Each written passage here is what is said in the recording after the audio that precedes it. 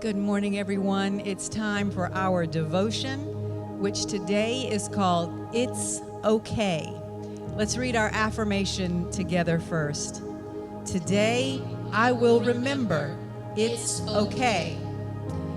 So there's so much pressure these days to be perfect and to be successful, but sometimes that's just not what life is. I want to read a little bit from this first paragraph. It says, when you go through something that is difficult, which we all do, it's okay and even necessary to be able to hold different emotions within yourself at the same time.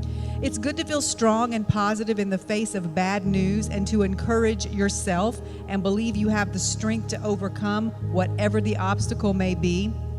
But it's also okay to feel a little scared and overwhelmed at the same time. That's not wrong. That's being human. Feeling overwhelmed doesn't mean you have failed or that you have lost your faith. When you're struggling with something painful, you're going to have some good days and some not so good days. And on the not so good days, it's okay to ask for help and to let others be your strength during those times. That's one of the purposes of a spiritual community. Okay, I want to stop right here and just give you 3 little points to remember today and this week. First of all, failure.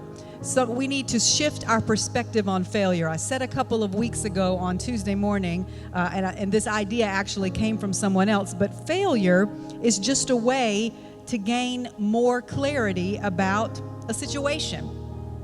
The man I was reading from was talking about the fact that he wanted to be self-employed. So he started a couple of different businesses over the course of a few years, and he said what that did for him, even though some of the businesses didn't work, it confirmed for him that yes, he wanted to be self-employed.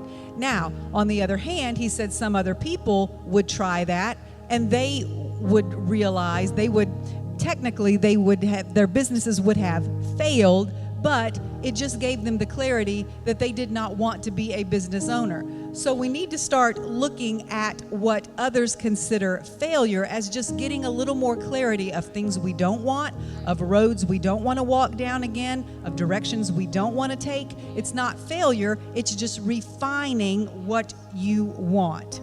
The second point is the importance of a spiritual community. No man is an island. None of us can do this by ourselves. And like the devotion is saying today, that is one of the purposes of a spiritual community, is for others to be there, to be your strength when you are weak. And number 3, the importance of a regular spiritual practice. On New Year's Eve, my brother was talking about sometimes when you start putting a lot of good into your life, some bad comes out the other end at first, but eventually, if you keep putting the good in, that's all that's going to be in there.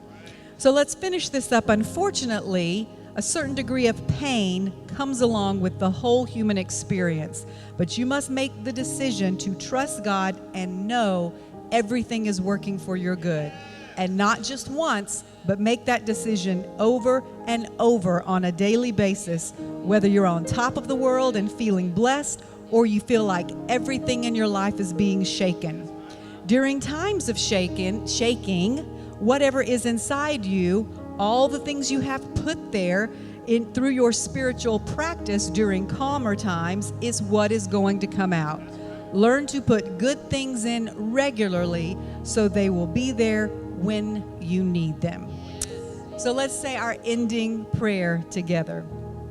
God of the difficult times, help me to learn how to trust you always and to know it's okay to lean on my brothers and sisters when I am feeling overwhelmed. Thank you for providing me with a spiritual community. Amen, and so it is.